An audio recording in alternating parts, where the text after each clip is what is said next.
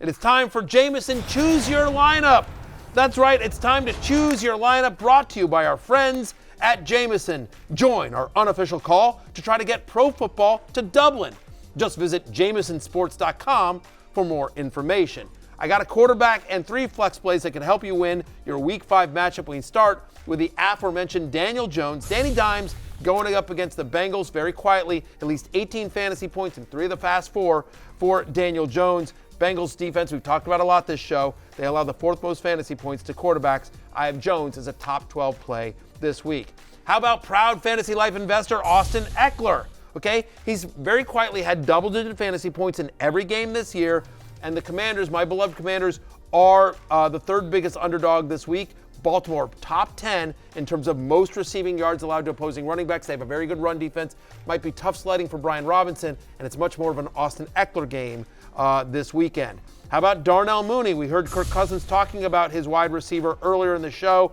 I have Mooney at wide receiver 24 because he's had at least a 24% target share in 3 of the last 4, averaging over 18 fantasy points per game in that stretch. By the way, over the last 2 games, Lawrence, 55% of his targets have been on deep passes. Kirk likes to look for him deep, and they have been connecting.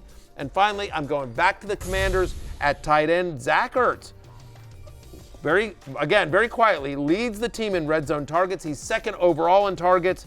And this is a good matchup against the Ravens, as Baltimore is bottom 3 in the NFL, I should say. They are bottom 3 in the NFL in terms of most catches and most yards allowed to opposing tight ends. So how about Zach Ertz, 2nd to Jaden Daniels in command?